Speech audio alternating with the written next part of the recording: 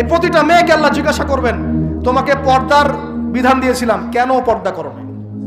প্রত্যেক মুসলিমকে আল্লাহ জিজ্ঞাসা করবেন, 5 ওয়াক্ত নামাজ ফরজ করেছিলাম, নামাজ পড়ো নাই কেন? ঠিক মতো পড়েছো কিনা? প্রত্যেক ধনীকে আল্লাহ জিজ্ঞাসা করবেন, দাঁড় করিয়ে করে, একজন করে, একসাথে 10 জন না, একজন করে আসবে, একজন করে। এই আব্দুল্লাহ তুমি আসো, এই আব্দুর রহমান তুমি আসো, এই ওবায়দুল্লাহ তুমি আসো, এই রহিম তুমি, আব্দুর রহিম তুমি আসো।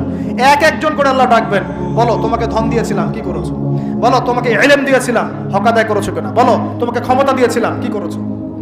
আমি জানি না আর কিভাবে ওয়াজ নসিহত করলে মানুষের কলিজার মধ্যে ঢুকতে পারে, আমার জানা নাই।